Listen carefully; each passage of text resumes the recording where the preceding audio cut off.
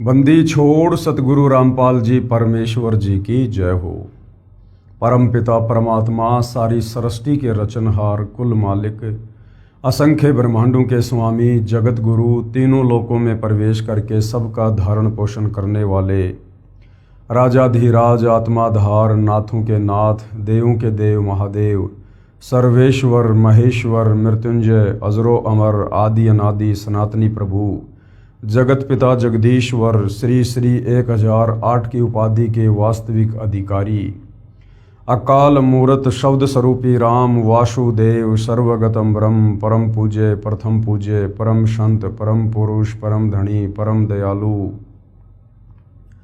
सत्य कबीर हक्का कबीर अल्लाहु कबीर अल्लाहु अकबर बाखबर अल्लाह ताला जगत के तारणहार जगत के मुक्तिदाता जगत के जगन्नाथ हारे के सहारे हिंदुओं के राम मुसलमानों के अल्लाह सिखों के वाहिगुरु ईसाइयों के मसीह दया के सागर दयानिधि करुणा के सागर करुणानिधि स्वयंभू परिभू संकट मोचन कष्ट हरण मंगल करण दुख भंजन अविगत कबीर निर्विकार निर्विषम परमात्मा अलय अलेख सतगुरु आदि अनादि सतगुरु असली मर्यादा पुरुषोत्तम असली राम असली कृष्ण असली घनश्याम असली मुरारी राजाओं के राजा महाराजाओं के महाराजा शहंशाहों के शहंशाह सम्राटों के सम्राट भगवानों के भगवान अल्लाहों के अल्लाह प्रभुओं के प्रभु मसीहाओं के मसीह सच्चे वाहिगुरु बाबाओं के बाबा पीरों के पीर सेठों के सेठ जगत सेठ सावड़सा सेठ सर्वगुण संपन्न अनंत कोटि कलाओं के स्वामी अनंत कोटि ब्रह्मांडों के नायक योगियों में महायोगी ध्यानियों में महाध्यानी सिद्धों में परम सिद्ध ज्ञानियों में तत्वज्ञानी ब्रह्म ज्ञानी महाज्ञानी परम ज्ञानी सर्वश्रेष्ठ ज्ञानी विज्ञानी युवा कबीर समर्थ कबीर असमवात अमित ओजा सच्चे रहनुमा करीम अल्लाह सुबहान अल्लाह दुनिया के अंतिम पैगंबर 8 सितंबर 1951 से गांव धनाना जिला सोनीपत हरियाणा भारतवर्ष की पावन भूमि पे प्रकट रियल कल की भगवान श्री नारायण साकार हरि श्री बाबा साहेब नूर अनंत परमात्मा सच्चे दरवेश सच्चे बाखबर संत शिरोमणि सतगुरु रामपाल जी परमेश्वर जी के चरण कमल में आप और हम सभी भाई बहनों का अनंत कोटि दंडवत प्रणाम। सत्साई भाई और बहनों, बहुत बड़ी दया बहुत बड़ी मेहर पूज्य गुरुदेव भगवान की परमेश्वर रामपाल जी की जिनके शुभ आशीर्वाद से विशेष आशीर्वाद से उन्हीं के सत्संगों का संग्रह पवित्र आध्यात्मिक पुस्तक कबीर बड़ा या कृष्ण इस पर वीडियो बनाने की श्रृंखला जारी है। इसी श्रृंखला में आज हमारा ये 14वें नंबर का वीडियो है और इस पवित्र पुस्तक कबीर बड़ा या कृष्ण इसके प्रत्येक वीडियो से हमें भक्ति मार्ग के विषय में अध्यात्म के विषय में वो सब कुछ जानने और समझने को उपलब्ध हो रहा है जिसकी तलाश हम आत्माओं को युगों युगों से थी सदियों से थी, किंतु तत्व ज्ञान के अभाव में हमारे नादान धर्मगुरु एकमात्र संस्कृत भाषा के विद्वान होने के चलते हमें इन धर्मशास्त्रों का सार निकाल कर नहीं दे पाए कि वास्तव में एक पूर्ण परमात्मा कौन है, किस पूर्ण परमात्मा की भक्ति करनी चाहिए, उसकी पूजा विधि क्या है, जिस कारण से सदियों से शास्त्र विरुद्ध साधना करने के चलते हमारे पूर्वज भी प्रेत योनियों को प्राप्त हुए और वर्तमान में हमारे नादान धर्मगुरु वही शास्त्र विरुद्ध साधना करवाकर हमें भी उन्हीं के पास उन प्रेत योनियों में भेजने की पूरी तैयारी कर रहे थे। भला हुआ पूज्य गुरुदेव सतगुरु रामपाल जी का जिन्होंने सर्वधर्मों के सर्वधर्म शास्त्रों का सार निकाल कर सत्संगों के माध्यम से पवित्र पुस्तकों के माध्यम से परमात्मा चाहने वाली आत्माओं के समक्ष सार्वजनिक कर दिया। अब भाई और बहनों, जिन्होंने वास्तव में परमात्मा चाहिए पूर्ण मोक्ष चाहिए उन आत्माओं के लिए तो किसी भी प्रकार का कोई भी संशय कोई भी शंका भक्ति मार्ग की सतगुरु रामपाल जी ने नहीं छोड़ी है।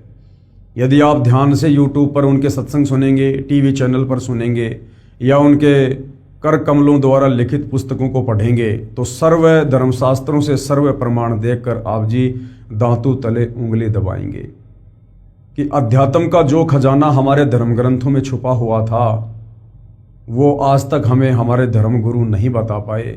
अब सतगुरु रामपाल जी ने पूरे विश्व के मानव समाज पर रजा की है, दया की है।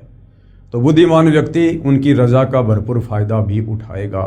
अन्यथा ये मनुष्य जन्म जो केवल परमेश्वर प्राप्ति के लिए मिलता है, 184 योनियां भोगने के बाद मिलता है, शास्त्र विरुद्ध साधना करके हम इसको फिर से यूं ही बर्बाद करके चले जाएंगे और योगों योगों इस काल के कोलों में पिसते रहेंगे, असहनीय पीड़ा भोगते रहेंगे।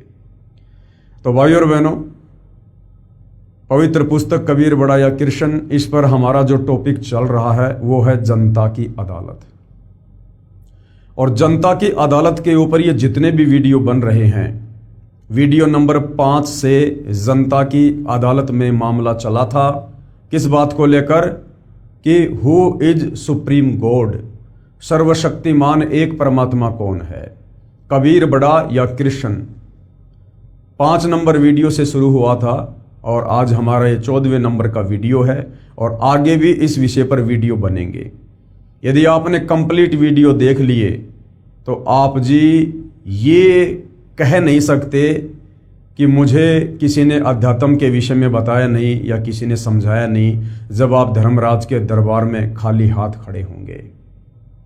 तो आज जनता की अदालत में हमारा जो विषय है वो वही है कि कबीर बड़ा या कृष्ण। और एक तरफ जनता की अदालत में श्री कृष्ण उर्फ विष्णु जी के वकील बनकर सर्व हिंदू धर्म गुरु खड़े हैं, तो दूसरी तरफ कबीर जी के वकील के रूप में सतगुरु रामपाल जी खड़े हैं। और जनता जो जो सवाल अध्यात्म के विषय में करती जा रही है, सतगुरु रामपाल जी उनकी प्रत्येक शंका का समाधान, उनके प्रत्येक सवाल का जवाब शास्त्र प्रमाणित तरीके से पेश कर रहे हैं। अभी तक जनता की बहुत सारी शंकाओं का समाधान हो चुका है। आगे जनता की अदालत में जनता ने कुछ और प्रश्न सतगुरु रामपाल जी के समक्ष अध्यात्म को जानने के विषय में प्रस्तुत किए हैं और किस प्रकार से सतगुरु रामपाल जी उनका शास्त्र प्रमाणित जवाब दे रहे हैं। तो पवित्र पुस्तक कबीर बड़ा या कृष्ण, जनता का अगला सवाल है, क्या क्षर पुरुष यानी जो नाशवान है, जो जन्म और मरण में है, जिसको ब्रह्म भी कहते हैं, जिसको काल कहते हैं, जिसने गीता का ज्ञान श्री कृष्ण जी में प्रेतवत प्रवेश करके दिया था, ब्रह्मा विष्णु महेश का पिता, दुर्गा का पति, ये क्षर पुरुष ब्रह्म। तो जनता कह रही है, क्या क्षर पुरुष अर्थात ब्रह्म की पूजा भक्ति करनी चाहिए या नहीं? उत्तर दे रहे हैं कबीर जी के वकील सतगुरु रामपाल जी, यदि पूर्ण मोक्ष चाहते हो तो गीता अध्याय 15 श्लोक 4 में बताया है कि तत्व ज्ञान प्राप्ति के पश्चात परमेश्वर के उस परम पद की खोज करनी चाहिए जहां जाने के पश्चात साधक लौटकर फिर कभी संसार में जन्म नहीं लेता। यदि पूर्ण मोक्ष चाहते हो, यदि पूर्ण मोक्ष चाहते हो, पूर्ण मोक्ष क्या होता है? जहां जाने के बाद जन्म और मरण का चक्र सदा सदा के लिए समाप्त हो जाए, जहां जाने के बाद ये जीव आत्मा फिर कभी लौटकर इस काल के गंदे 21 ब्रह्मांड में आकर गधा कुत्ता सुअर ना बने, नरक ना भोगे, तपतशिला का कष्ट ना भोगे, जहां जाने के बाद इस आत्मा को किसी भी वस्तु का कोई अभाव ना हो, जहां जाने के बाद हमें 5 तत्व का नहीं बल्कि एक तत्व का नूरी शरीर प्राप्त हो, जिस शरीर में ना कोई रोग है, ना कोई शोक है, ना बुढ़ापा है, ना बीमारी है, ना कोई टेंशन है, उसको कहते हैं पूर्ण मोक्ष। यानी परम पद प्राप्त करने के बाद, सतलोक प्राप्त करने के बाद हम ये कह सकते हैं कि अब हम पूर्णतया मुक्त हैं। तो यदि पूर्ण मोक्ष चाहते हो तो गीता अध्याय 15 श्लोक 4 में बताया गया है क्या कि तत्व ज्ञान प्राप्ति के पश्चात। अब ये तत्व ज्ञान की प्राप्ति कैसे होगी? ये गीता अध्याय 4 श्लोक नंबर 34 में गीता ज्ञानदाता ब्रह्म ने बताया कि किसी तत्वदर्शी संत की खोज कर। वो तत्वदर्शी संत तुझे कंप्लीट वे ऑफ वर्शिप बताएगा, पूर्ण परमात्मा की भक्ति विधि बताएगा। गीता अध्याय 17 श्लोक 23 में जो 3 मंत्र हैं ओम तत्सत, उनका तुझे कंप्लीट भेद बताएगा और वही अधिकारी गुरु होगा दीक्षा देने का। उस तत्वदर्शी संत की खोज कर, फिर उसके बताए अनुसार भक्ति कर और आजीवन मर्यादा में रहेगा तो तेरा पूर्ण मोक्ष होगा। तो भाइयों और बहनों, ज्ञान होना कोई बड़ी बात नहीं है। ज्ञान होने के बाद यदि हमारा समाधान नहीं हुआ, यदि हमें वो मूल वस्तु प्राप्त नहीं हुई तो फिर हमारा ज्ञान लेना भी व्यर्थ हो जाता है। तो आज ज्ञान भी है और आज समाधान भी है। समाधान यानी आज वो तत्वदर्शी संत धरती पर साक्षात प्रकट है सतगुरु रामपाल जी के नाम से।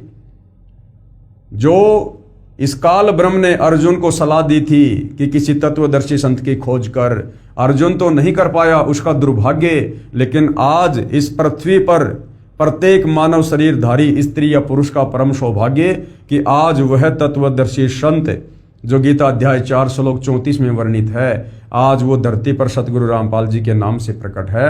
आज यदि हम जरा सा बुद्धि विवेक का इस्तेमाल करें, उनके सत्संगों को ध्यान से सुने और उनसे उपदेश लेकर मर्यादा में रहकर भक्ति करें तो निश्चित ही हम परम गति को प्राप्त हो सकते हैं। गीता अध्याय 15 श्लोक 4 में बताया है कि तत्व ज्ञान की प्राप्ति के पश्चात परमेश्वर के उस परम पद की खोज करनी चाहिए जहां जाने के बाद साधक यानी भगत लौटकर फिर कभी संसार में जन्म नहीं लेता, इस काल के गंदे संसार में जन्म नहीं लेता। तो क्षर पुरुष यानी जो ब्रह्म है, जो काल है, जो संसार रूपी वृक्ष की डार है, इसकी पूजा भक्ति नहीं करनी चाहिए, क्योंकि इस ब्रह्म की भक्ति से, ओम नाम की भक्ति से, इसके ब्रह्मलोक में जाने से हम पूर्णतया मुक्त नहीं हो पाएंगे। इसके ब्रह्मलोक में जाने के पश्चात भी हम जन्म और मरण में ही रहेंगे।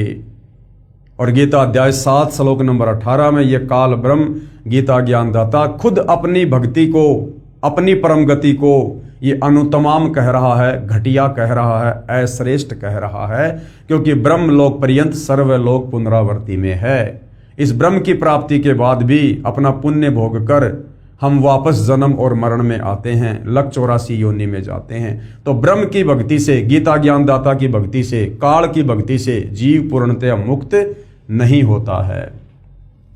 आगे जनता की अदालत में जनता ने सवाल किया है, प्रश्न नंबर 19। पूर्व में यानी पहले जितने भी ऋषि महर्षि हुए हैं वे सब ब्रह्म की पूजा करते और करवाते थे। ओम नाम को सबसे बड़ा तथा उत्तम मंत्र जाप करने का बताते थे। क्या वे अज्ञानी थे? यदि ब्रह्म की भक्ति उत्तम नहीं है तो गीता में कोई इसका प्रमाण बताओ। तो प्रमाण बताने के लिए ही जनता की अदालत में कबीर जी की तरफ से उनके वकील स्वयं कबीर जी सतगुरु रामपाल जी के रूप में उपस्थित हैं।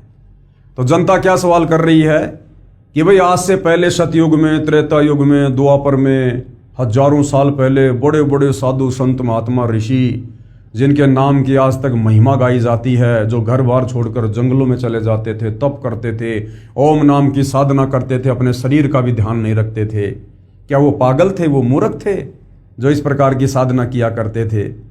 और लोगों से भी वो वही साधना करवाया करते थे। और आप कह रहे हो कि ब्रह्म साधना से मुक्ति नहीं है, परम गति नहीं है। तो हमारे शास्त्रों में इसका कोई प्रमाण हो, गीता में कोई प्रमाण हो कि वास्तव में ब्रह्म साधना घटिया है और ब्रह्म साधना से मुक्ति नहीं है, तो हम माने। तो कबीर जी के वकील सतगुरु रामपाल जी जनता की अदालत में क्या बता रहे हैं? उत्तर पूर्व में बताया गया है कि यथार्थ अध्यात्म ज्ञान स्वयं परमेश्वर यानी परम अक्षर ब्रह्म कबीर देव धरती पर सशरीर प्रकट होकर ठीक ठीक बताता है। यानी वो कबीर परमात्मा खुद ही सतलोक से चलकर धरती पर आप और हमारी तरह एक मनुष्य शरीर धारण करके, परंतु उनका शरीर आप और हमारी तरह 5 तत्व से बना नहीं होता, हाड़ मांस का नहीं होता है, दिखाई ऐसा ही देता है, परंतु उनका नूरी शरीर होता है, उनका शब्द स्वरूपी शरीर होता है। तो वो कबीर परमात्मा जिन्होंने सारी सृष्टि को रचा, सर्व ब्रह्मांडों को बनाया, अक्षर पुरुष को 7 संग ब्रह्मांड दिए, ज्योति निरंजन काल को, इस ब्रह्म को 21 ब्रह्मांड दिए, ऊपर के 4 अजरो अमर अविनाशी लोकों की रचना की, वो कबीर परमात्मा जिनके अलावा इस संपूर्ण सृष्टि का किसी को ज्ञान नहीं है, उस परमेश्वर के लोक में वापस जाने की किसी के पास भक्ति विधि नहीं है, इसलिए वो कबीर परमेश्वर, वो परम अक्षर ब्रह्म स्वयं ही इस काल के लोक में एक आम संत की भांति लीला करते हुए और यहाँ प्रकट होकर हमें अपना तत्व ज्ञान देते हैं। यानी वो परमात्मा खुद ही प्रकट होकर अपने द्वारा रची गई सृष्टि का ज्ञान हमें ठीक ठीक बताते हैं, अन्य कोई भी बताने में सक्षम नहीं है।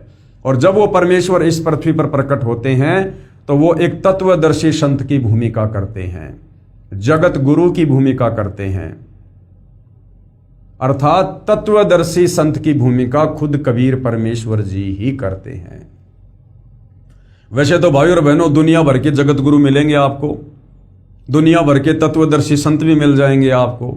सभी अपने आप को सतगुरु भी कहेंगे, पूर्ण संत भी कहेंगे, और ये भी कहेंगे कि मेरे पास में जो मार्ग है वो किसी के पास में नहीं है। और उनके फॉलोवर भी यही कहेंगे कि हमारे गुरुदेव के पास में जो भक्ति का ज्ञान है, जो मार्ग है, वो किसी के पास नहीं है। लेकिन आप जी को बता दिया गया है गीता अध्याय 16 श्लोक नंबर 23 और 24 की, अर्जुन किसी की मनमुखी बातों के ऊपर विश्वास ना करना। शास्त्र विधि को त्याग कर जो मनमाना आचरण करते हैं, मनमाने मंत्रों का जाप करते हैं, मनमानी भक्ति विधि करते और करवाते हैं, उनको ना कोई परम गति प्राप्त होती है, ना कोई सिद्धि प्राप्त होती है, ना उनके कोई कार्य सिद्ध होते हैं। अंत में लक 84 योनियों में धक्के खाते हैं। तो वास्तव में यदि आज इस पृथ्वी पर कोई जगत गुरु है, कोई तत्वदर्शी संत है, तो सतगुरु रामपाल जी हैं, जिन्होंने ना केवल हिंदू धर्म ग्रंथों का सार निकाल कर दिया, अपितु विश्व के सर्व धर्मों का निचोड़ निकाल कर दे दिया। जो ज्ञान उन धर्मों के, उन भाषाओं के ज्ञाता मुल्ला मौलवी, पोप पादरी, पाठी और ये पंडित ब्राह्मण विद्वान आचार्य शंकराचार्य भी निकाल कर नहीं दे पाए। तो जगत गुरु वर्तमान में पूरी पृथ्वी पर एक समय में एक ही होता है, और वे आज सतगुरु रामपाल जी हैं। पहले बताया गया है कि यथार्थ आध्यात्मिक ज्ञान स्वयं परमेश्वर यानी परम अक्षर ब्रह्म धरती पर सशरीर प्रकट होकर, क्योंकि परम अक्षर ब्रह्म कबीर परमात्मा किसी मां के गर्भ से जन्म लेकर यहां पर लीला नहीं करते हैं। वो परमेश्वर, उनका शरीर शुक्रम अकायम ऐसनावीरम कबीर मनीषी, किसी भी प्रकार के शुक्राणु से उनका शरीर नहीं बनता है। वो स्वयंभू है, स्वयं प्रकट होने वाला है, वो परिभू है, सबसे पहले प्रकट होने वाला परमात्मा है। ना सतगुरु जननी जने जाके माना बाप, पिंड ब्रह्मंड से रहित है नावा तीनों ताप। तो वो कबीर परमात्मा जब यहां सतगुरु की भूमिका करता है, तत्वदर्शी संत की भूमिका करता है, तो वो किसी मां के गर्भ से जन्म लेकर अपना ज्ञान प्रचार नहीं करता है। वो परमेश्वर समर्थ है, वो सक्षम है। आप और हमारी चरम दृष्टि को धोखा देते हुए, इस काल बलि को धोखा देते हुए वो परमेश्वर लीला चाहे जो मर्जी करे, परंतु वास्तव में वो किसी मां के गर्भ से जन्म लेकर जेल में लिपट कर शरीर से बाहर नहीं आता है।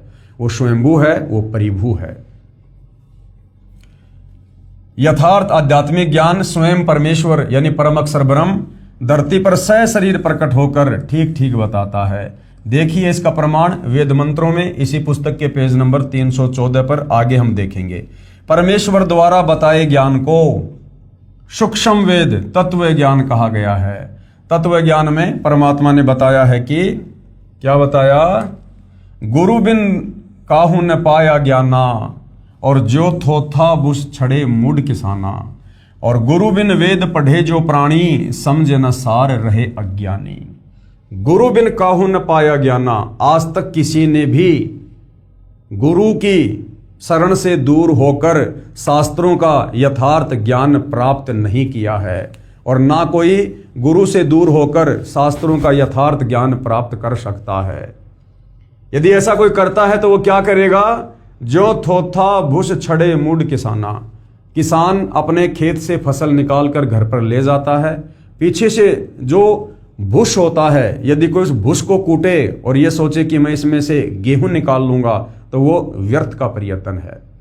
तो बिना गुरु के यदि कोई इन धर्मशास्त्रों को पढ़ेगा, इनका निष्कर्ष निकालना चाहेगा, तो वो केवल भूस कूटकर अनाज प्राप्ति करना चाहेगा, जो व्यर्थ प्रयत्न है। और गुरु बिन वेद पढ़े जो प्राणी, समझे न सारे रहे अज्ञानी। गुरु के बिना जो वेद शास्त्रों को पढ़ेगा वो निष्कर्ष नहीं निकाल पाएगा। अब विचार करो भाई और बहनों, आज इस धरती पर एकमात्र सतगुरु रामपाल जी ही ऐसे महापुरुष हैं जिन्होंने सर्व धर्म शास्त्रों का निचोड़ निकालकर भगत समाज को दे दिया है। और किसी भी धर्म का कोई भी धर्मगुरु सतगुरु रामपाल जी के प्रवचन सुनने के बाद उनके समक्ष ज्ञान चर्चा करने के लिए उपस्थित नहीं हो रहा है, क्योंकि उन्हें भली भांति पता है कि सतगुरु रामपाल जी के पास में आध्यात्मिक ज्ञान का गोला है। और ज्ञान सब ज्ञान अड़ी, कबीर ज्ञान सो ज्ञान, जैसे घोड़ा तोप का करता चले मैदान। कि तुम 5 मिनट भी सतगुरु रामपाल जी के सामने नहीं रुक पाओगे, नहीं टिक पाओगे, क्योंकि वर्तमान में जनता शिक्षित है। जनता स्वयं अपनी आंखों से धर्मशास्त्रों में लिखी सच्चाई को देखकर निर्णय कर सकती है। अब वो सदियों पहले वाला समय नहीं है जिस समय जनता अनपढ़ थी, अशिक्षित थी, और हमारे नादान धर्मगुरु जैसा भी हमें शास्त्रों का हवाला देकर बता दिया करते थे, हम उस पर आंख बंद करके यकीन कर लिया करते थे। जिस कारण से किसी भी धर्म का कोई भी धर्मगुरु सतगुरु रामपाल जी के बार बार ज्ञान चर्चा के लिए आमंत्रित करने के बाद भी उनके समक्ष उपस्थित होकर भगत समाज का मार्गदर्शन करने के लिए नहीं आ रहा है। तो विचार करो भाइयों और बहनों, सतगुरु रामपाल जी ने 17 फरवरी 1988 को आदरणीय राम देवानंद जी से लीलामय तरीके से नाम दीक्षा प्राप्त की, और केवल 6 वर्ष उन्होंने आदरणीय राम देवानंद जी के एक सुयोग्य शिष्य बनकर भक्ति करने की भूमिका की। और आदरणीय राम देवानंद जी जो अनपढ़ थे, उन्होंने ना कभी गीता पढ़ी, ना कभी वेद पढ़े, ना कोई धर्मशास्त्र उन्होंने पढ़ा, ना कभी उन्होंने अपने भक्तों को पढ़ाया, और उन राम देवानंद जी की शरण में रहकर मात्र 6 साल में सतगुरु रामपाल जी ने विश्व के समस्त धर्म ग्रंथों का निष्कर्ष निकाल दिया, सार निकाल दिया। जो गलतियां मुसलमान धर्म के मुल्ला मौलवियों ने, स्कॉलर ने, अनुवादकर्ताओं ने पवित्र कुरान शरीफ में, कुरान मजीद में, तौरात में, जबूल में, इंजिल में की हुई हैं, जो गलतियां हिंदू धर्म के आचार्यों ने, शंकराचार्यों ने, गीता अनुवादकों ने वेदों के अनुवाद करते समय, गीता का अनुवाद करते समय, पुराणों का अनुवाद करते समय की हुई हैं, वो तमाम गलतियां सतगुरु रामपाल जी ने सार्वजनिक भी कर दी और उन गलतियों को ठीक भी कर दिया। अब विचार करो भाइयों और बहनों, जिसका गुरु अनपढ़ और उस गुरु की संगति करके मात्र 6 साल में, क्या इस पृथ्वी पर ऐसा कोई व्यक्ति हो सकता है जो समस्त धर्मशास्त्रों का निष्कर्ष निकाल कर दे दे? और आदरणीय गरीबदास जी का 5वां वेद, सूक्ष्म वेद, सदग्रंथ साहिब, उसमें विश्व की सभी भाषाओं के शब्दों का समावेश है। और उस सदग्रंथ साहिब का खुलासा सन 1994 से सन 2000 तक सतगुरु रामपाल जी ने किया। क्या यह किसी व्यक्ति के द्वारा करना संभव है? बिल्कुल भी नहीं है।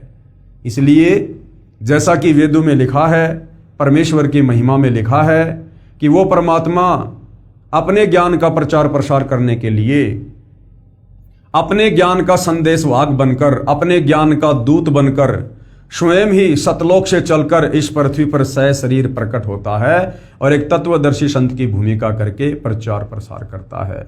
तो निसंदेह वर्तमान में धरती पर स्वयं कबीर परमेश्वर सतगुरु रामपाल जी के रूप में प्रकट हैं, जिन्होंने आज न केवल हिंदू समाज में परमात्मा चाहने वाली आत्माओं के लिए, अपितु सर्व धर्मों में परमात्मा चाहने वाली आत्माओं के लिए उन धर्मों के धर्म ग्रंथों का निष्कर्ष निकालकर अनेकों पुस्तकें बना दी हैं।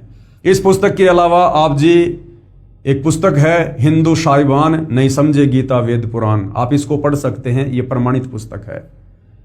मुसलमान नहीं समझे ज्ञान कुरान, आप इस पुस्तक को पढ़ सकते हैं। ये मुसलमान धर्म की पवित्र 4 उन कतेबों के ज्ञान से प्रमाणित है। इसके साथ ही सिख धर्म के गुरु ग्रंथ साहिब का और ईसाइयों की बाइबल का सतगुरु रामपाल जी ने सार निकाल कर दे रखा है। तो ये किसी व्यक्ति विशेष की या किसी इंसान विशेष की बस की बात नहीं है। सतगुरु रामपाल जी स्वयं परम ब्रह्म हैं, ये साक्षात कबीर परमेश्वर हैं, जो आप और हमारे आत्म कल्याण के लिए धरती पर प्रकट हैं। और हमने इनके सत्संगों को ध्यान से सुनकर, इनके ज्ञान को समझकर, इनसे उपदेश प्राप्त करके आजीवन मर्यादा में रहकर भक्ति करके अपनी आत्मा का कल्याण करवाना चाहिए। तो गुरु बिन काहू न पाया ज्ञाना, जो थोथा भू छड़े मूड किसाना, गुरु बिन वेद पढ़े जो प्राणी, और समझे न सार रहे अज्ञानी। जिन महर्षियों व महर्षियों को सतगुरु नहीं मिला, उनकी ये दशा थी कि वेद पढ़ते थे परंतु वेदों का सार नहीं समझ सके। सर्वप्रथम 21 ब्रह्मांड में वेद सागर मंथन के दौरान इस ब्रह्म ने काल ने श्री ब्रह्मा जी को दिए। ब्रह्मा जी ने 4 वेदों को पढ़ा, परंतु ब्रह्मा जी भी 4 वेदों का सार आज तक नहीं समझ पा रहे। आज तक ना श्री विष्णु जी समझ पा रहे, ना श्री शंकर जी समझ पा रहे। तो सोचिए भाइयों और बहनों, फिर नीचे 21 ब्रह्मांड में, तीनों लोकों में और कौन प्राणी है जो इन वेदों को पढ़कर इनका निष्कर्ष निकाल सकता है। और सतगुरु रामपाल जी ने निष्कर्ष निकालकर सार्वजनिक भी कर दिया है। तो सतगुरु रामपाल जी कोई सामान्य व्यक्ति या संत नहीं, ये साक्षात परम ब्रह्म परमेश्वर हैं। जिन महर्षियों व ऋषियों को सतगुरु नहीं मिला, उनकी ये दशा थी कि वेद पढ़ते थे परंतु वेदों का सार नहीं समझ सके। उदाहरण के लिए श्री देवी पुराण सचित्र मोटा टाइप, गीता प्रेस गोरखपुर से प्रकाशित, इसके 6ठे स्कंद के 4थे अध्याय में पेज नंबर 425 में लिखा है, क्या लिखा हुआ है कि सतयुग के ब्राह्मण यानी विद्वान लोग, महर्षि लोग जो आध्यात्मिक क्षेत्र में जनता का मार्गदर्शन करते हैं, उनको ब्राह्मण कहते हैं। ब्राह्मण सोई जो ब्रह्म पहचाने और पंडित सोई जो पिंड की जाने। ये जो जातिगत हिसाब से ब्राह्मण और पंडित हैं, यहां पर इन लोगों की बात नहीं हो रही है। ये वर्तमान के ब्राह्मण पंडित, कोई अपना नौकरी करता है, कोई अपना व्यापार करता है, कोई बिजनेस करता है, ये लोग आध्यात्मिक रूप से किसी का मार्गदर्शन नहीं करते हैं। इसलिए शास्त्रों में जहां जहां भी पंडित और ये ब्राह्मण शब्द है, ये उन लोगों के लिए है जो आध्यात्मिक क्षेत्र में गुरु बनकर लोगों का मार्गदर्शन करते हैं। तो कहा गया है कि सतयुग के ब्राह्मण यानी महर्षि वेद के पूर्ण विद्वान होते थे और श्री देवी दुर्गा की पूजा करते थे, देवी का मंदिर गांव गांव बनवाते थे। जबकि चारों वेदों में पवित्र गीता जी में श्री देवी दुर्गा की पूजा करने का कोई विधान नहीं है, ना देवी का मंदिर बनाकर पूजा करने का कोई विधान है। फिर ये हमारे नादान धर्म गुरु आचार्य, ये महर्षि जन, ये ऋषि जन, ये वेदों के विपरीत साधना भगत समाज से करवा रहे थे। ये इनका अपना मनमाना आचरण था, जबकि इनको परम विद्वान की संज्ञा दी जा रही है वेद व्यास जी के द्वारा। जबकि ये देवी दुर्गा की पूजा करते थे और करवाते थे, अर्थात शास्त्र विधि को त्याग के मनमाना आचरण ये हमारे महर्षि जन, ये विद्वान लोग, ये ब्राह्मण लोग, ये सतयुग से करते आ रहे हैं, सतयुग से। इसलिए भाइयों और बहनों, आज तक पूरे विश्व का मानव शास्त्र विरुद्ध साधना करके और भयंकर तरीके से काल के जाल में फंसा हुआ है, जन्म और मरण के चक्कर में पड़ा हुआ है, लक 84 योनियों में पीड़ा सहन कर रहा है। अब सतगुरु रामपाल जी ने आकर वो 9 मन उलझा हुआ सूत सुलझाया है, जो इन महर्षियों ने सदियों से उलझा रखा था। 9 मन सूत उलझिया ऋषि रहे झकमार, और सतगुरु ऐसा सुलझा दे फिर उलझे न दूजी बार। तो जो आध्यात्मिक ज्ञान इन महर्षियों ने पूरी तरह से उलझा रखा था, अपनी मनमुखी थ्योरी समाज में पेश करके और शास्त्रों का हवाला देकर कि हम जो भी कुछ बता रहे हैं, जो भी कुछ भक्ति कर रहे हैं, ये शास्त्रों में लिखा है। अब सतगुरु रामपाल जी ने आकर इसको सुलझाया है, और अब ये इस कलयुग में दोबारा से उलझने वाला नहीं है, भले कोई भक्ति करियो या ना करियो। कि सतयुग के ब्राह्मण यानी महर्षि वेद के पूर्ण विद्वान होते थे और श्री देवी दुर्गा की पूजा करते थे, देवी का मंदिर गांव गांव बनवाते थे। विचार किया जाए, वेदों में तथा गीता में कहीं नहीं लिखा है कि श्री देवी दुर्गा जी की पूजा करो और उसके मंदिर बनवाओ। ऋषिजन पढ़ते थे वेद और कर्म सब वेद विरुद्ध करते थे, तो क्या खाक विद्वान थे। पेश है इसका प्रमाण श्रीमद देवी भागवत यानी देवी पुराण के स्कंद 6 से संबंधित प्रकरण की फोटोकॉपी। ये देखिएगा भाई और बहनों, ये श्री देवी पुराण है यानी श्रीमद देवी महापुराण है, ये मद देवी भागवत, इसका 6ठा स्कंद है। जन्मेजय ने पूछा, महाभाग किस युग में कैसा धर्म का स्वरूप है, इस संपूर्ण विषय को विशेष रूप से बताने की कृपा करें। जन्मेजय ने श्री वेदव्यास जी से पूछा कि मुझे सतयुग के बारे में, त्रेता युग के बारे में, द्वापर के बारे में बताइए कि उस समय धर्म किस प्रकार से होता था, लोग क्या क्या भक्ति करते थे, क्या क्या पूजा पाठ किया करते थे, भक्ति भाव की क्या स्थिति थी। तो वेदव्यास जी क्या बोले, राजन ये निश्चय है कि सतयुग में ब्राह्मण वेद के पूर्ण विद्वान थे। ये वेदव्यास जी के अपने खुद के विचार हैं, ये शास्त्रों में नहीं लिखा हुआ है कि सतयुग के ब्राह्मण विद्वान वेदों के पूर्ण विद्वान थे। नहीं, ये वेदव्यास जी के अपने विचार हैं जो जन्मेजय जी को बता रहे हैं। देखिएगा, राजन, ये निश्चय है कि सतयुग में ब्राह्मण वेद के पूर्ण विद्वान थे। उनके द्वारा निरंतर भगवती जगदम्बा की आराधना होती थी, जबकि वेदों में कोई जिक्र नहीं है जगदम्बा की भक्ति का। भगवती का दर्शन करने के लिए उनका मन सदा लालायित रहता था। गायत्री के ध्यान, प्राणायाम और जप में वे अपना सारा समय व्यतीत करते थे। यानी अपना अनमोल समय और श्वासें वो लोग बर्बाद किया करते थे, व्यर्थ किया करते थे। माया बीज का जप करना उनका प्रधान कार्य था। माया बीज का जप यानी दुर्गा जी का जाप। अब भाइयों और बहनों, ये माया बीज का जाप, ये दुर्गा जी का जाप ना चारों वेदों में है ना गीता जी में है। चारों वेद और गीता में केवल इस ब्रह्म तक की साधना का मंत्र है ओम। यजुर्वेद अध्याय 40 मंत्र 10 और गीता अध्याय 8 श्लोक नंबर 13 केवल एक ओम मंत्र है इस ब्रह्म साधना का। इसके अलावा और कोई मंत्र जाप करने का नहीं है। इसके अलावा गीता अध्याय 17 श्लोक 23 में ओम तत्सत, ये 3 मंत्र हैं। ये सांकेतिक हैं, कोड वर्ड में हैं। ये केवल तत्वदर्शी संत ही बता सकता है। ये पूर्ण ब्रह्म परमेश्वर की पूजा का मंत्र है। और हमारे ये विद्वान लोग, ये वेदों के ज्ञाता लोग, वेदों को पढ़ने वाले, ये माया बीज का जाप करते थे, यानी दुर्गा जी के मंत्रों का जाप करते थे। तो इन्होंने मनमुखी रूप से दुर्गा जी के मंत्र बना रखे थे। प्रत्येक गांव में शक्ति मंदिर का उद्घाटन हो, यानी दुर्गा का मंदिर बने, इस विषय की उनके मन में बड़ी उत्सुकता थी। धर्म की यही स्थिति त्रेता में भी रही, यानी वही पाखंड पूजा, वही मनमाना आचरण जो सतयुग में था वो त्रेता युग में भी चलता रहा। परंतु कुछ हाश हो गया, यानी गिरावट आ गई। फिर लोग इन देवी देवताओं की पूजा पे आ गए।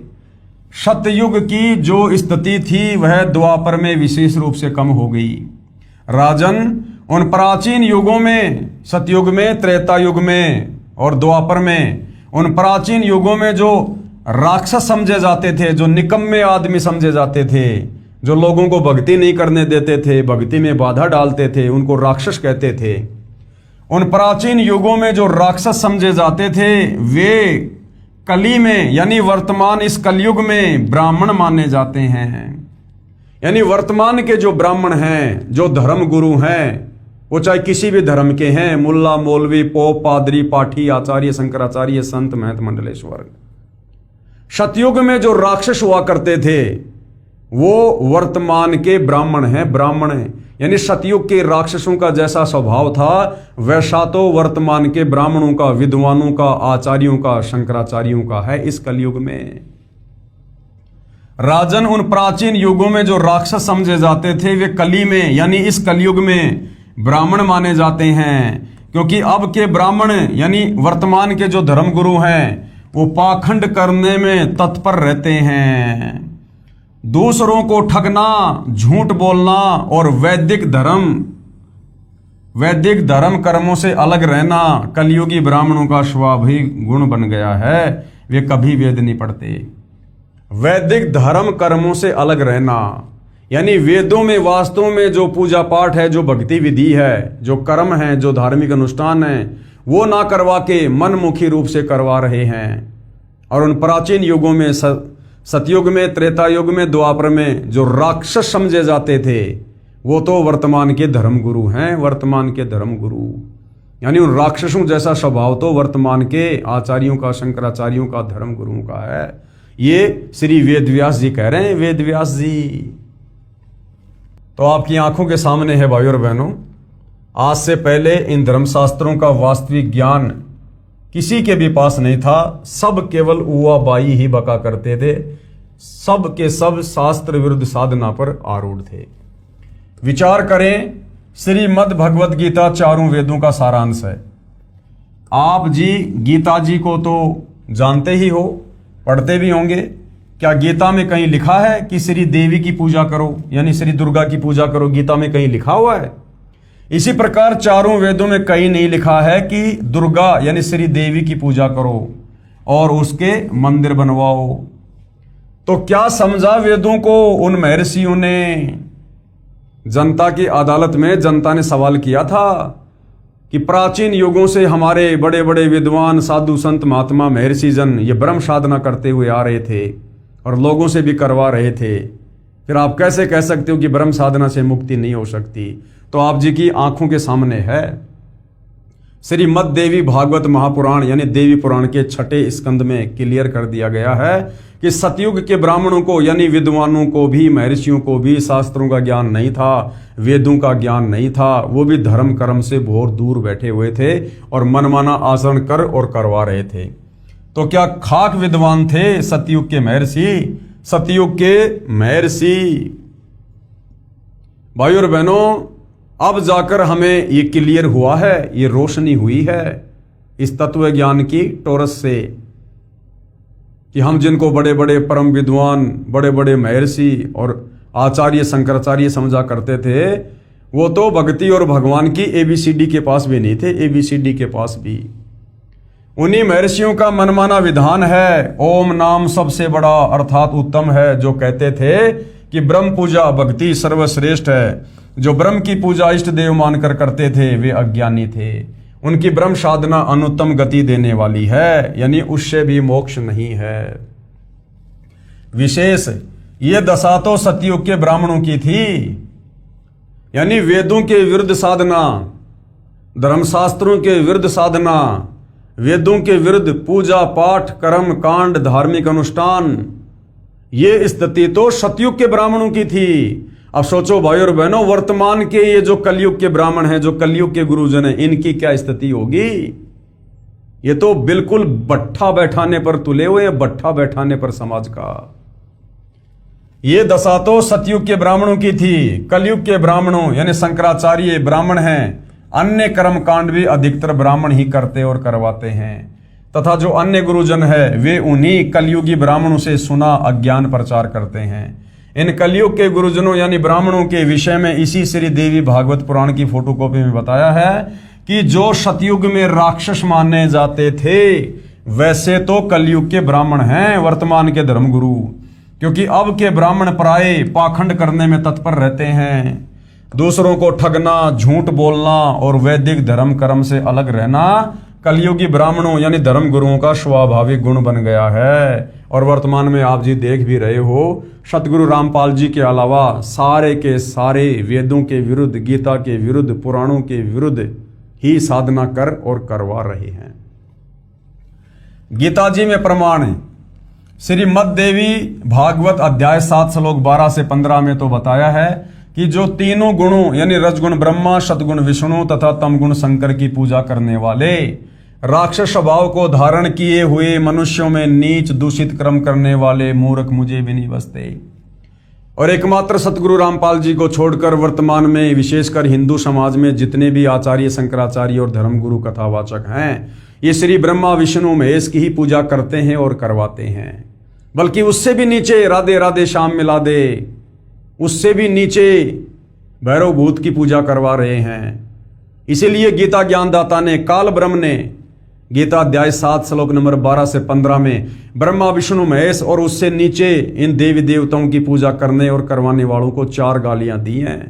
राक्षस स्वभाव को धारण किए हुए मनुष्यों में नीच दूषित कर्म करने वाले मूर्ख।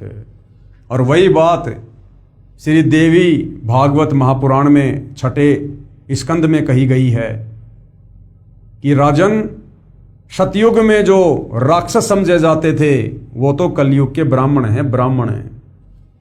तो भाई और बहनों, वर्तमान में शास्त्र अनुकूल भक्ति साधना सतगुरु रामपाल जी के अलावा इस पृथ्वी पर आपको कहीं भी देखने को नहीं मिलेगी। यही गीता ज्ञानदाता ने कहा है। फिर गीता अध्याय 7 के श्लोक 16 से 18 में गीता ज्ञानदाता ब्रह्म ने कहा है कि मेरी भक्ति 4 प्रकार से करते हैं। सबसे पहले कौन करते हैं? अर्थार्थी, आर्त, जिज्ञासु तथा ज्ञानी, यानी 4 प्रकार के लोग मुझ ब्रह्म की भक्ति करते हैं। फिर कहा है कि मुझे ज्ञानी अच्छा लगता है और ज्ञानी को मैं अच्छा लगता हूं। गीता अध्याय 7 श्लोक 18, इस श्लोक में गीता ज्ञानदाता ने कहा है कि ये ज्ञानी आत्मा है तो उदार यानी अच्छी, परंतु ये मेरी अनुत्तम गति अर्थात घटिया गति में आश्रित है।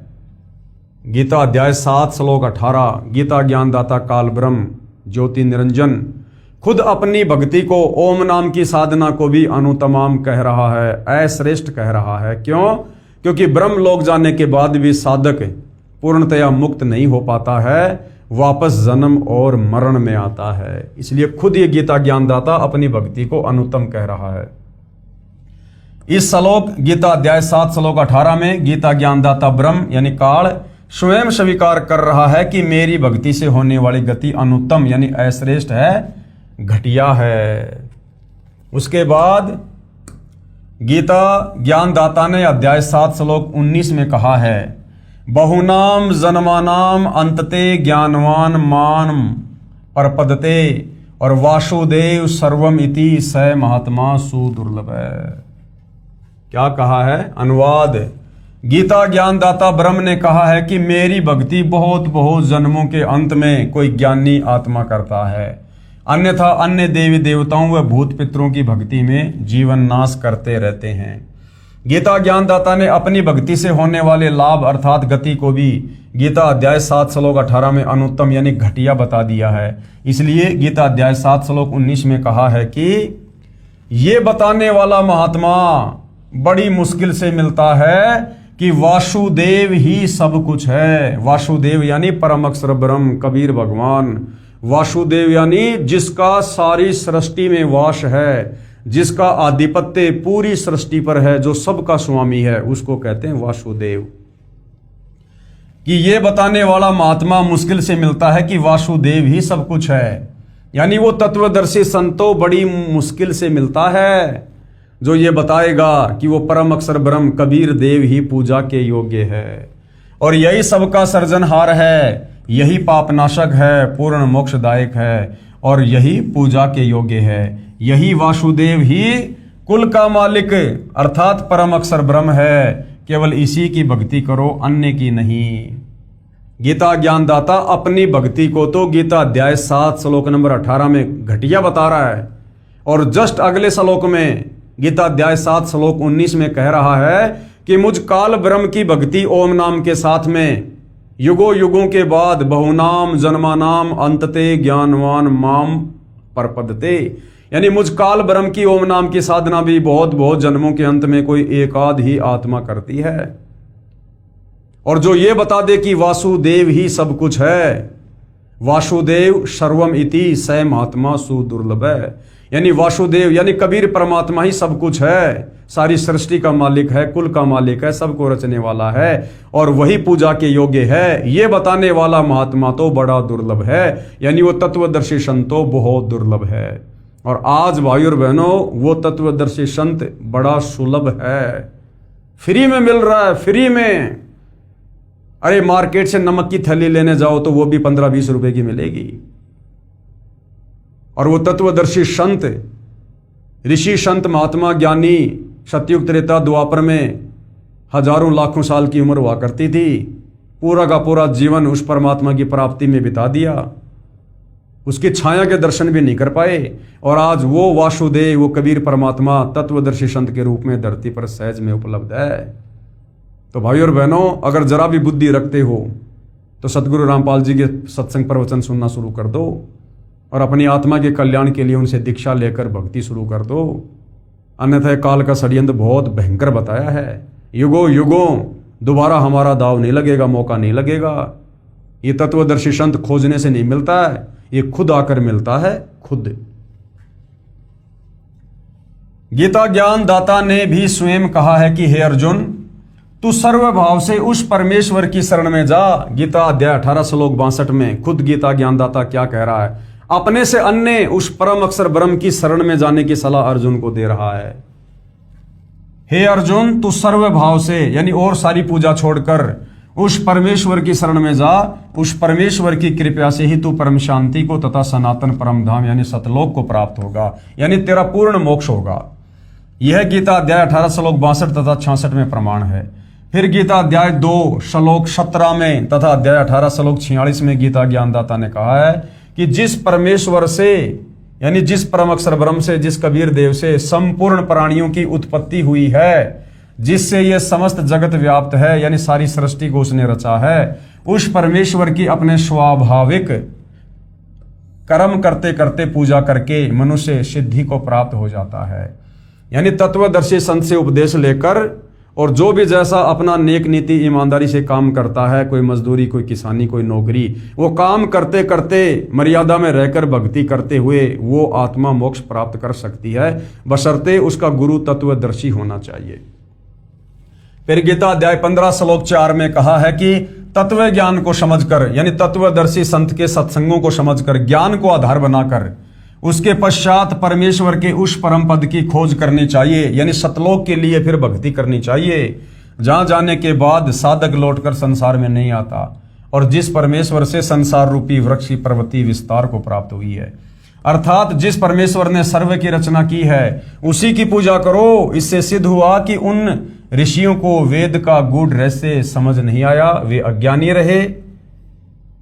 जनता की अदालत में जनता ने जो प्रश्न किया था कि सतयुग त्रेता द्वापर में हमारे बड़े बड़े विद्वान लोग, महर्षि जन लोग ब्रह्म साधना करते थे, तो क्या वो मुक्त नहीं हो पाए? क्या वो साधना गलत थी? तो सतगुरु रामपाल जी ने हिंदू धर्मशास्त्रों का हवाला देकर, पवित्र गीता जी का और श्री मद देवी भागवत पुराण का, यानी देवी पुराण का हवाला देकर बिल्कुल क्लियर कर दिया है कि उनको तो भक्ति मार्ग का कै ख ग का भी ज्ञान नहीं था।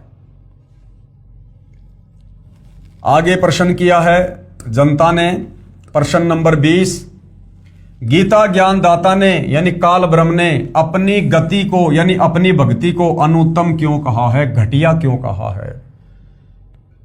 अपनी ओम नाम की साधना को भी इस काल ने घटिया क्यों बताया? उत्तर, गीता ज्ञान दाता ने अध्याय 2 श्लोक 12, गीता अध्याय 4 श्लोक 5, गीता अध्याय 10 श्लोक 2 में कहा है कि अर्जुन, तेरे और मेरे बहुत जन्म हो चुके हैं, तू नहीं जानता, मैं जानता हूं। मेरी उत्पत्ति को ऋषि, महर्षि तथा देवता नहीं जानते। तू और मैं तथा ये राजा व सैनिक बहुत बार पहले भी जन्मे हैं, आगे भी जन्मेंगे। पाठक जन विचार करें, जब ब्रह्म कह रहा है यानी काल खुद कह रहा है कि मेरा भी जन्म मरण होता है, तो ब्रह्म के पुजारी को गीता अध्याय 15 श्लोक 4 वाली गति यानी मोक्ष प्राप्त नहीं हो सकती, यानी परम गति प्राप्त नहीं हो सकती। जब ये ब्रह्म खुद कह रहा है गीता अध्याय 2 श्लोक 12, 10 श्लोक 2, 4 श्लोक 5 और 9 में कि मेरा तो जन्म और मरण है, मैं भी जन्मता हूं और मरता हूं, तो भला फिर इस ब्रह्म की भक्ति करने से ब्रह्म के भगत का जन्म मरण का रोग कैसे समाप्त हो जाएगा? इसलिए ये खुद गीता अध्याय 7 श्लोक 18 में अपनी ब्रह्म भक्ति को भी अनुत्तम कह रहा है, घटिया कह रहा है, अश्रेष्ठ कह रहा है। जिसमें जन्म मरण सदा के लिए समाप्त हो जाता है, साधक कभी लौटकर संसार में नहीं आता, यानी जन्म मरण सदा के लिए समाप्त हो जाता है उस परम अक्षर ब्रह्म की साधना से। जब तक जन्म मरण है तब तक परम शांति नहीं हो सकती। इस काल के लोक में जन्म मरण अटल विधान है, तो जहां जन्म मरण है वहां पर परम शांति नहीं हो सकती। उसके लिए गीता ज्ञानदाता ने अपनी भक्ति से होने वाली गति को अनुत्तम घटिया कहा है। गीता अध्याय 18 श्लोक 62 में कहा है कि परम शांति के लिए उस परमेश्वर यानी परम अक्षर ब्रह्म की शरण में जा, यानी उस कबीर भगवान की शरण में जा, तत्वदर्शी संत से उपदेश लेकर। उसी की कृपा से ही तू परम शांति को तथा सनातन परम धाम को प्राप्त होगा, यानी सतलोक जाएगा। और गीता अध्याय 8 श्लोक 5 व 7 में गीता ज्ञानदाता ने कहा है कि मेरी भक्ति करेगा तो युद्ध भी करना पड़ेगा। जहां युद्ध है वहां शांति नहीं होती, परम शांति का घर दूर है। इसलिए गीता ज्ञानदाता ने अपनी गति को यानी अपनी भक्ति को ओम नाम के जाप से होने वाला लाभ अनुत्तम यानी घटिया बताया है। जनता की अदालत में अध्यात्म में रुचि लेती हुई जनता ने फिर और सवाल किया है। प्रश्न नंबर 21, आपने प्रश्न नंबर 13 के उत्तर में कहा है कि पूर्ण मोक्ष की प्राप्ति के लिए ब्रह्मा विष्णु शिव गणेश तथा देवी और क्षर ब्रह्म व अक्षर ब्रह्म की साधना करनी पड़ती है। दूसरी ओर कह रहे हो कि ब्रह्मा विष्णु शिव अन्य देवता हैं, क्षर ब्रह्म भी पूजा भक्ति योग्य नहीं है, केवल परम अक्षर ब्रह्म की ही पूजा भक्ति करनी चाहिए। तो क्या उत्तर दिया है सतगुरु रामपाल जी ने? उत्तर, पहले तो यह स्पष्ट करता हूं कि पूजा तथा साधना में क्या अंतर है। पूजा और साधना में क्या अंतर है? जो ये कहा गया है ना कि पूर्ण मोक्ष प्राप्ति के लिए आपने ब्रह्मा विष्णु महेश की भी साधना करनी पड़ेगी, ब्रह्म की साधना भी करनी पड़ेगी, दुर्गा की साधना भी करनी पड़ेगी, और अक्षर पुरुष की साधना भी करनी पड़ेगी। तो गुरुदेव भगवान कह रहे हैं कि मैंने पूजा के लिए नहीं कहा, मैंने साधना के लिए कहा है। साधना और पूजा में रात और दिन का अंतर है। पूजा तो हमने परम अक्षर ब्रह्म कबीर देव की करनी है अपना इष्ट मानकर, परंतु जब तक हम यहाँ इस काल के लोक में फंसे हुए हैं, हमारे ऊपर इन सभी का ऋण चढ़ा हुआ है। इनका ऋण उतारने के लिए इनके मंत्रों का जाप करना पड़ेगा, और उन मंत्रों के जाप करने को साधना कहते हैं। साधना मजदूरी, ना कि पूजा। पहले तो ये स्पष्ट करता हूं कि पूजा तथा साधना में क्या अंतर है। प्राप्य वस्तु की चाह पूजा कही जाती है, यानी जिस वस्तु को हमने प्राप्त करना है, जिस वस्तु की हमें चाहत है, उसको पूजा कहा जाता है, तथा उसको प्राप्त करने के प्रयत्न को साधना कहते हैं। हमें जो वस्तु प्राप्त करनी होती है वो हमारी पूजा है, और उसको प्राप्त करने के लिए हम जो प्रयत्न करेंगे उसको कहते हैं साधना मजदूरी। जैसे किसी प्यासे व्यक्ति ने जल पीना है, अब वो जल उसका इष्ट है, उसे जल की चाहत है, जल उसकी पूजा है, जल उसका पूज्य है, लेकिन जमीन से जल बाहर निकालने के लिए जो मेहनत करनी पड़ेगी, जो प्रयत्न करना पड़ेगा, उसको साधना कहते हैं। जैसे हैंडपंप से यदि हमने जल निकालना है तो हैंडपंप में बोकी मारनी पड़ेगी, पाइप को ऊपर नीचे करना पड़ेगा, वो साधना होती है, ना कि पूजा। इसी प्रकार हमने परम अक्षर ब्रह्म को प्राप्त करना है, तो परम अक्षर ब्रह्म हमारा पूज्य देव है, हमने पूजा करनी है परम अक्षर ब्रह्म की। लेकिन उसकी प्राप्ति के लिए हमने यहां जो मेहनत मजदूरी करके मंत्रों की जो हमने इनका ऋण उतारना है, काल के 21 ब्रह्मांड वाली शक्तियों का और इस अक्षर पुरुष का, तो हमने केवल वो इनके मंत्रों का जाप करके हमने केवल इनकी साधना करनी है, इनका ऋण उतारना, हमने इनका वो कर्जा उतारना है। और जब इनका कर्जा उतर जाएगा तो ये हमें मुक्त कर देंगे, और फिर हमें वो वस्तु प्राप्त हो जाएगी जिसके लिए हम प्रयत्न कर रहे थे। जो प्राप्य वस्तु है उसकी चाह पूजा कही जाती है, तथा उसको प्राप्त करने के प्रयत्न को साधना कहते हैं। उदाहरण, जैसे हमें जल प्राप्त करना है, ये हमारा प्राप्य है, हमें जल की चाह है। जल की प्राप्ति के लिए हैंडपंप लगाना पड़ेगा, हैंडपंप लगाने के लिए जो जो उपकरण प्रयोग किए जाएंगे, बोकी लगाई जाएगी, ये प्रयत्न है, यानी साधना है। इसी प्रकार परमेश्वर का वह परम पद प्राप्त करना हमारी चाह है, जहां जाने के पश्चात साधक लौटकर संसार में नहीं आता, यानी सतलोक। हमारा प्राप्य परमेश्वर तथा उनका सनातन परम धाम है, और उसको प्राप्त करने के लिए किया गया नाम जाप, हवन, यज्ञ आदि, ये साधना है, मजदूरी है। उस साधना से वो पूज्य वस्तु परमात्मा प्राप्त होगा। जैसे प्रश्न 13 के उत्तर में स्पष्ट किया गया है, वही सटीक उदाहरण है। उस पूर्ण मोक्ष के लिए 3 बार में दीक्षा क्रम पूरा करना होता है। अब किस प्रकार से दीक्षा दी जाती है, क्या क्या है वो दीक्षा का वो चरण। प्रथम नाम दीक्षा, यानी सबसे पहले जब आप सतगुरु रामपाल जी से उपदेश प्राप्त करोगे तो आपको जो प्रथम मंत्र दिया जाएगा उसको कहते हैं प्रथम नाम दीक्षा। और उसमें हमें किन किन देवी देवताओं के ये मंत्र दिए जाते हैं साधना करने के लिए। श्री ब्रह्मा जी का मंत्र दिया जाता है, श्री विष्णु जी का, श्री शिव जी का, श्री गणेश जी का और श्री देवी जी का। इनके मंत्रों की साधना की जाती है। हम मजदूरी कर रहे हैं इनके मंत्रों का जाप करके, इनका ऋण उतारने के लिए। जब तक यहां रहेंगे ये हमें सुख सुविधा देंगे, यदि हम इनकी साधना करते रहेंगे, इनके मंत्रों का जाप करते रहेंगे। हम इनकी पूजा नहीं कर रहे, इनके मंत्रों का जाप करके इनकी साधना कर रहे हैं। दूसरी बार में जो दीक्षा दी जाती है, दूसरी बार में क्षर ब्रह्म तथा अक्षर ब्रह्म के 2 अक्षर मंत्र जाप दिए जाते हैं। दूसरी बार में जो दीक्षा उसको शतनाम कहते हैं, जिसमें 2 मंत्र हैं। गीता अध्याय 17 श्लोक नंबर 23 में जो 3 मंत्र है ना, ओम तत् सत, तो दूसरी बार में जो सतनाम दिया जाता है उसमें 2 मंत्र हैं, ओम और तत्।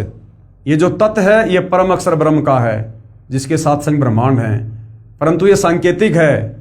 वो मंत्र क्या है वो सतगुरु रामपाल जी बताते हैं। दूसरी बार में क्षर ब्रह्म यानी काल तथा अक्षर ब्रह्म के 2 अक्षर मंत्र जाप दिए जाते हैं, जिसको संतों ने शत नाम कहा है। गीता अध्याय 17 श्लोक 23 में 3 नाम हैं, ओम, तत् और शत। इस शतनाम में 2 अक्षर होते हैं, एक ओम और दूसरा है तत्। ये जो ये तत् है ये सांकेतिक अर्थात गुप्त नाम है, जो उपदेश के समय उपदेशी को ही बताया जाता है। और तीसरी बार में जो दीक्षा दी जाती है, तीसरी बार में सारनाम की दीक्षा दी जाती है, यानी ओम तत् शत। वो जो शत है वो तीसरी बार में दिया जाता है, जो सांकेतिक है। जिस मंत्र को गीता अध्याय 17 श्लोक 23 में सत कहा है, ये भी सांकेतिक है, उपदेश लेने वाले को दीक्षा के समय बताया जाता है। इस प्रकार पूर्ण मोक्ष प्राप्त होता है। अब कबीर जी के वकील सतगुरु रामपाल जी क्या कह रहे हैं? कबीर जी के वकील, श्री कृष्ण जी के वकील साहिबान श्री विष्णु जी यानी श्री कृष्ण जी को जगदीश यानी जगत प्लस ईश, सारे संसार का ये प्रभु बताते हैं और पुराणों को सत्य मानते हैं। पेश है अदालत में सबूत श्री शिव महापुराण से, जो गीता प्रेस गोरखपुर से प्रकाशित है, कि श्री विष्णु जी, श्री ब्रह्मा जी तथा श्री शिव जी ईश नहीं है, यानी ये भगवान नहीं है, ये जगदीश नहीं है। इनका जन्म और मृत्यु होता है, इनका पिता काल ब्रह्म है। यानी जनता की अदालत में श्री कृष्ण उर्फ विष्णु जी के वकील हिंदू धर्म गुरुओं ने यह दावा किया था कि हमारे हिंदू धर्म ग्रंथों में लिखा है कि श्री कृष्ण उर्फ विष्णु जी अजरो अमर हैं, अविनाशी है, ये जन्म और मरण से बाहर हैं और ये जगदीश हैं, सारे संसार के रचयिता हैं ये। तो सतगुरु रामपाल जी कह रहे हैं कि अब आपको हिंदू धर्म ग्रंथों से दिखाते हैं कि ब्रह्मा विष्णु महेश जगदीश नहीं है, ये ईश यानी भगवान नहीं है। देखिएगा कहां लिखा हुआ है। पेश है शिव महापुराण गीता प्रेस गोरखपुर से प्रकाशित के विद्वेश्वर खंड के अध्याय 5 व 10 की फोटोकॉपी। संक्षिप्त शिव पुराण, ये वही प्रकरण है भाइयों और बहनों जो पहले हम पढ़ चुके हैं कि एक बार श्री ब्रह्मा और श्री विष्णु जी का युद्ध हो गया। और युद्ध किस बात को लेकर? श्री ब्रह्मा जी एक बार श्री विष्णु जी के पास गए तो विष्णु जी ने श्री ब्रह्मा जी का कोई विशेष आदर सत्कार नहीं किया, बैठे बैठे कह दिया आओ बैठो। ब्रह्मा जी इस बात से बुरा मान गए और ब्रह्मा जी ने कहा कि हे बेटा, मैं तेरा स्वामी हूं, मैं तेरा बाप हूं, मैं सारे संसार का सृजनहार हूं, और मेरे को देखकर तूने मुंह टेढ़ा क्यों कर लिया? तूने मेरा आदर सत्कार क्यों नहीं किया? तो उधर से विष्णु जी बोले कि नहीं नहीं नहीं बेटा, मैं तेरा बाप हूं, मैं तेरा स्वामी हूं, तू अपने आप को कैसे चोरों की तरह संसार का मालिक कह रहा है? तू मेरे नाभि कमल से उत्पन्न हुआ है। अब इस बात को लेकर कि मैं भगवान, श्री ब्रह्मा और श्री विष्णु में आपस में भयंकर युद्ध छिड़ गया, मरने मारने को तैयार हो गए। उधर से इनके पिता काल ब्रह्म ज्योति निरंजन ने देखा कि अगर ये मेरे पुत्र आपस में इसी प्रकार से लड़ लड़ के मरेंगे तो सृष्टि रचना के कार्य को कौन संभालेगा? मेरे लिए जीवों की उत्पत्ति कौन करेगा? मेरे भोजन का क्या होगा? जो 1 लाख मानव शरीरधारी आत्माओं के सूक्ष्म शरीर से निकली वासना खाने का मुझे श्राप लगा हुआ है। तो इनका युद्ध रुकवाने के लिए इनका पिता काल ब्रह्म, वो गीता ज्ञानदाता अक्षर पुरुष, इन दोनों के बीच में एक तेजोमय स्तंभ खड़ा कर देता है। अब ये दोनों लड़ाई तो भूल जाते हैं और उस स्तंभ के और छोर का पता लगाने के लिए एक तो ऊपर चला जाता है, एक नीचे चला जाता है, और कहीं कोई और छोर नहीं मिलता है तो वापस आ जाते हैं। देखिएगा उसके बाद वो काल ब्रह्म वहां पर वो प्रकट होता है और फिर वो काल ब्रह्म खुद कहता है कि तुम दोनों ने अपने आप को जो ईश मान लिया, जो भगवान मान लिया, ये बड़ा अद्भुत है। तुम ईश नहीं हो, तुम्हारी तो मैंने ड्यूटी लगा रखी है, ब्रह्मा जी को रजोगुण देकर, विष्णु जी को सतोगुण देकर। तो देखिएगा श्री शिव महापुराण से विद्वेश्वर संहिता, ये देखिएगा। ब्रह्मा और विष्णु ने पूछा, हे प्रभु, सृष्टि आदि 5 इन कृत्यों के लक्षण क्या हैं? ये हम दोनों को बताइए। भगवान शिव बोले। अब भगवान शिव कौन? वहां पर ये काल ब्रह्म आ गया शंकर जी का रूप बनाकर।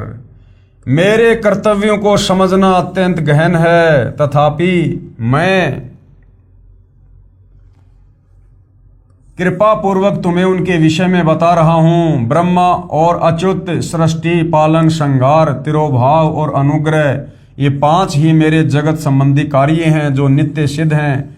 संसार की रचना का जो आरंभ है उसी को सर्ग या सृष्टि कहते हैं। पुत्रों, शिव रूप में वो काल ब्रह्म क्या कह रहा है वहां प्रकट होकर ब्रह्मा और विष्णु को कि पुत्रों, यानी ये ब्रह्मा विष्णु महेश इस काल के पुत्र हैं। पुत्रों, तुम दोनों ने तपस्या करके प्रसन्न हुए मुझ परमेश्वर से सृष्टि और स्थिति नामक 2 ये कृत्य प्राप्त किए हैं। यानी ब्रह्मा जी को रजोगुण मिला है और विष्णु जी को शतोगुण। रजोगुण से ब्रह्मा जी जीवों की संतान उत्पत्ति करवाता है और विष्णु जी आपस में मोह ममता में बांध के रखता है। तो ये शिव रूप में काल कह रहा है कि ये दोनों के दोनों जो कार्य है ना, ये मैंने तुम्हारे को दिए हैं, ये दोनों तुम्हें बहुत प्रिय हैं। इसी प्रकार मेरी विभूति स्वरूप रुद्र यानी शंकर और महेश्वर में 2 अन्य उत्तम जो कृत्य, संहार और तिरोभाव मुझसे प्राप्त किए हैं। और शंकर जी में जो तमोगुण है वो भी काल कह रहा है कि मैंने दिया है, परंतु अनुग्रह नामक जो कृत्य है दूसरा कोई नहीं पा सकता। रुद्र और महेश्वर अपने कर्म को भूले नहीं, इसलिए मैंने उनके लिए अपनी समानता प्रदान की। वे रूप, वेश, कृत्य, वाहन, आसन और आयुध आदि में समान ही हैं। मैंने पूर्व काल में अपने स्वरूप भूत मंत्र का उपदेश किया है जो ओंकार के रूप में प्रसिद्ध है। कह रहा कि मेरा ओम मंत्र है, ये काल ब्रह्म है। गीता अध्याय 8 श्लोक 13 में कह रहा है कि ओम इति एक अक्षर ब्रह्म व्यवर्ण माम अनुस्मरण।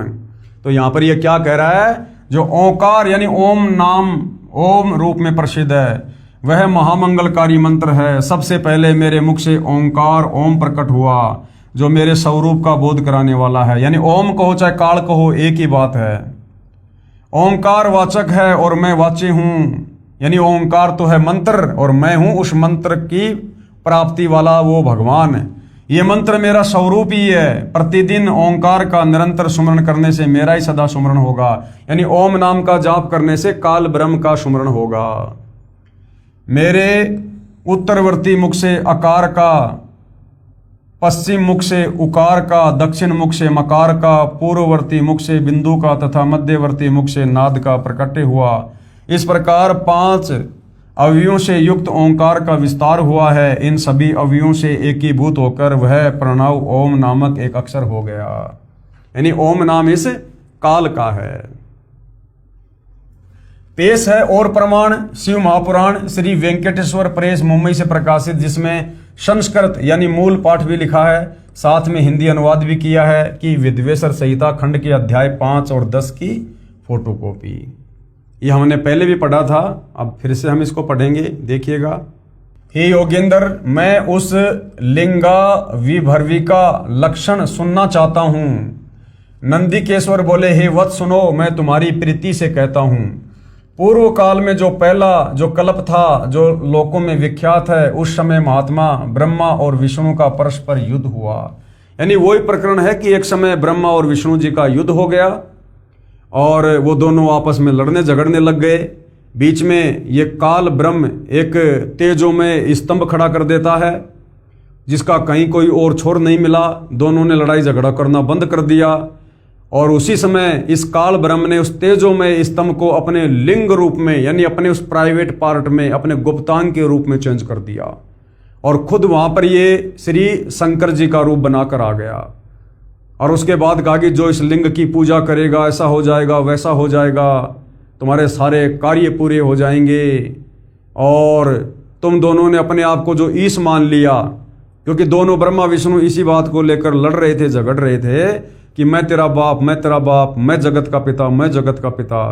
तो ये शिव रूप में काल कह रहा है कि तुमने अपने आप को जो ईश मान लिया, जो भगवान मान लिया, ये बड़ा अद्भुत हुआ। तुम दोनों ईश नहीं हो। उसी बात का यहाँ पर ये प्रमाण है। उस समय महात्मा ब्रह्मा और विष्णु का परस्पर युद्ध हुआ। अब इनको महात्मा कहा जा रहा है। अब भाई और बहनों, महात्माओं के लक्षण होते हैं क्या? लड़ाई झगड़ा करना, उनके मान दूर करने को, यानी उनको जो अहंकार हो गया था कि मैं भगवान, मैं भगवान, उनके उस अहंकार को दूर करने के लिए उनके बीच में उन निष्कल परमात्मा ने स्तंभ रूप अपना स्वरूप दिखाया। तब जगत के हित की इच्छा से निर्गुण शिव ने उस तेजोमय स्तंभ से अपने लिंग का रूप दिखाया। उसी दिन से लोकों में वह निष्कल शिव जी का लिंग विख्यात हुआ और सगुण रूप में बेर रूप की कल्पना की गई। देवताओं की वह बेर पूजा इच्छानुसार भोगों को देने वाली है, परंतु शिव का लिंग बेर भोग और मोक्ष दोनों का देने वाला है। यानी ये सारा का सारा वही वर्णन है जो पहले हम जी इसी पवित्र पुस्तक में देख चुके हैं, हम उसको पढ़ चुके हैं। तो कहने का मतलब है, जनता की अदालत में जो सवाल जनता ने किया था, क्या ब्रह्मा विष्णु महेश ये परमात्मा नहीं है, ये ईश नहीं है, तो सतगुरु रामपाल जी ने श्री शिव महापुराण के विद्वेश्वर संहिता से ये क्लियर करके दिखा दिया है कि ये दोनों ईश नहीं है, ये भगवान नहीं है। श्री कृष्ण जी के वकील, अब जनता की अदालत में श्री कृष्ण जी के वकील क्या कह रहे हैं, हम चारों वेदों ऋग्वेद, यजुर्वेद, सामवेद तथा अर्थर्वेद, श्रीमद् भगवत गीता, 18 पुराणों, महाभारत ग्रंथ तथा श्रीमद् भगवत सुधा सागर को सत्य शास्त्र मानते हैं। इन्हीं सदग्रंथों को आधार मानकर ज्ञान बताते हैं तथा साधना बताते हैं। श्री कृष्ण उर्फ श्री विष्णु, श्री शिव जी, श्री देवी दुर्गा की पूजा करने को कहते हैं, श्राद्ध करना बताते हैं, देव पूजा करते हैं तथा करवाते हैं। तो कबीर जी के वकील सतगुरु रामपाल जी क्या कह रहे हैं? कबीर जी के वकील दास अदालत को बताना चाहता है कि श्रीमद् भगवत गीता अध्याय 16 श्लोक 23-24 में क्या कहा है। अध्याय 16 श्लोक 23 में क्या कहा गया है, जो पुरुष यानी जो व्यक्ति यानी साधक शास्त्र विधि को त्याग कर, यानी जो गीता और वेदों में लिखा हुआ है उसके विपरीत भक्ति करके, शास्त्र विधि को त्याग कर अपनी इच्छा से मनमाना आचरण करता है, जो शास्त्रों में वर्णित साधना नहीं, वह साधना शास्त्र विधि त्याग कर स्वेच्छा से आचरण करना कहा है, वह न तो सिद्धि को प्राप्त होता है और न ही परम गति को और न सुख को प्राप्त होता है। तो ये श्री कृष्ण जी के वकील जितने भी हिंदू धर्म गुरु हैं जो हवाला देते हैं हिंदू धर्म ग्रंथों का और साधना कर रहे हैं मनमुखी मनमाना आचरण शास्त्रों के विरुद्ध, जो गीता अध्याय 16 श्लोक 23 के अनुसार बिल्कुल मनमाना आचरण है।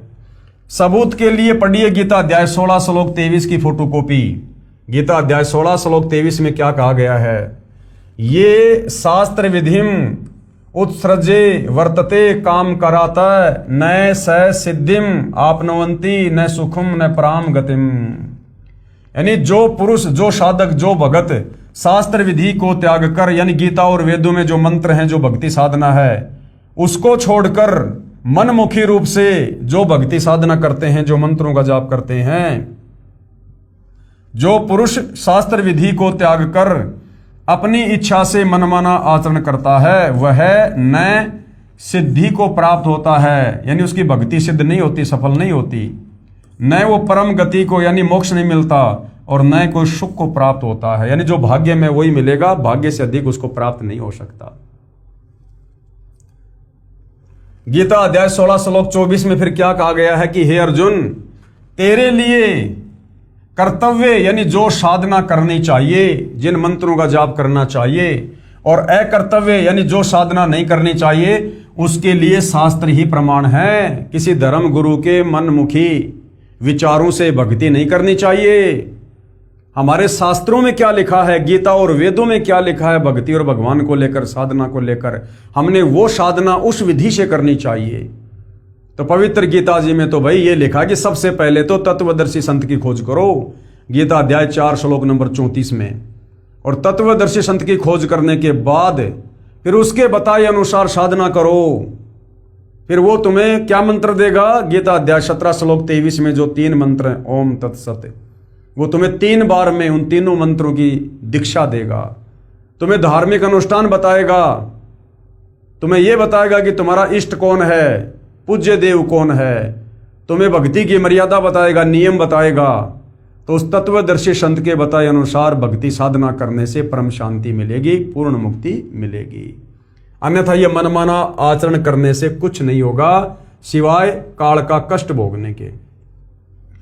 ऐसा जानकर तू शास्त्र विधि से नियत कर्म कर, यानी शास्त्रों में जो नहीं लिखा है वो ना कर, जो शास्त्रों में वर्णित है वही साधना कर। पढ़िए प्रमाण के लिए गीता अध्याय 16 श्लोक 24 की फोटोकॉपी। ये देखिएगा भाई और बहनों, ये श्लोक आप जियों के सामने है। तस्मात् शास्त्रम प्रमाणम ते कार्य व्यस्तितो ज्ञात्वा शास्त्र विधि नोक्तम कर्म कर्तुम इह अहर्षि। इससे तेरे लिए इस कर्तव्य और अकर्तव्य की व्यवस्था में शास्त्र ही प्रमाण है। यानी कौन से भक्ति कर्म करने चाहिए और कौन से भक्ति कर्म नहीं करने चाहिए अर्जुन, इसके लिए शास्त्र ही प्रमाण है। किसी धर्म गुरु की मनमुखी बातों के हिसाब से भक्ति मत करना। ये जो राधे राधे श्याम मिला दे, हरे राम हरे कृष्णा, ओम नमः भागवते वासुदेवाय नमः और दुनिया भर के लाखों करोड़ों नाम जाप देते हैं, ये सब मनमुखी हैं। जो भक्ति की असली विधि है वो गीता जी में बताई गई है, जो अब सतगुरु रामपाल जी ने निकाल कर दे दी है। यानी कहने का मतलब है, वर्तमान में यदि किसी को काल के 21 ब्रह्मांड से, जन्म मरण के रोग से, लग 84 योनि की पीड़ाओं से बाहर निकलना है तो सतगुरु रामपाल जी की शरण में आकर उनको अपना गुरु बनाकर उनके बताए अनुसार साधना अंतिम श्वास तक मर्यादा में रहकर करने से ही पीछा छूटेगा। दूसरा कोई ऑप्शन, कोई तरीका नहीं है।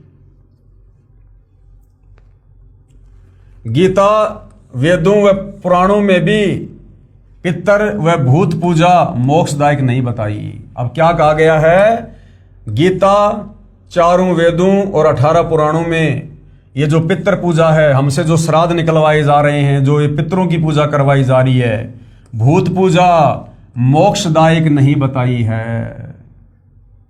पवित्र ग्रंथ गीता जो चारों वेदों का सार है और वर्तमान में जो भक्ति साधना हमारे धर्म गुरु हमसे करवा रहे हैं, 99% हिंदू समाज आज भी कर रहा है। शास्त्र विधि को त्याग कर मनमाना आचरण, ये सारी भक्ति पूजा साधना गीता जी में व्यर्थ बताई है, ये मनमाना आचरण बताया है। तो भाई और बहनों, गीता जी में कहां कहां लिखा हुआ है, और यदि गीता जी में इस प्रकार की भक्ति साधना को जो आज पूरा हिंदू समाज लगभग कर रहा है, यदि उसको व्यर्थ बताया, शास्त्रों के विरुद्ध बताया है, तो फिर शास्त्र अनुकूल साधना क्या है, ये भी हमें इस पवित्र पुस्तक कबीर बड़ा या कृष्ण के अगले एपिसोड में पता चलेगा, क्योंकि मामला चल रहा है जनता की अदालत में। और हिंदू समाज के ऊपर भाई और बहनों, सतगुरु रामपाल जी ने एक बहुत बड़ा महाउपकार किया है, क्योंकि जो चारों वेद हैं, ये चारों वेद भक्ति का मूल हैं, अध्यात्म का मूल हैं, जड़ हैं। और आपका सौभाग्य कि आपका जन्म हिंदू समाज में हुआ है। इस हिंदू धर्म में जन्म होने के कारण आप जी वेदों के समर्थक हैं, गीता जी के समर्थक हैं। भले आपने कभी वेद नहीं पढ़े, गीता नहीं पढ़ी, लेकिन जब इनका जिक्र आता है तो ऑटोमेटिक आत्मा इनको स्वीकार करती है। तो हिंदू धर्म में जन्म होने के कारण ये आपके लिए बहुत ही बड़ा ये प्लस पॉइंट है कि आप बहुत जल्दी भक्ति और भगवान को समझ सकते हो, आप भक्ति पर लग सकते हो, आप मोक्ष प्राप्त कर सकते हो। ये चारों वेद पूरे विश्व के मानव समाज के लिए हैं। ये वर्तमान में जो मुसलमान हैं, सिख हैं, ईसाई हैं, यहूदी हैं, जितने भी धर्म हैं, इन सब ने वेदों के अनुसार ही भक्ति साधना करनी चाहिए। और यदि मोक्ष प्राप्त करना है तो करनी होगी, क्योंकि ये वेद सतयुग में ब्रह्मा जी ने अपने वंशजों को दिए थे, मनु आदि को।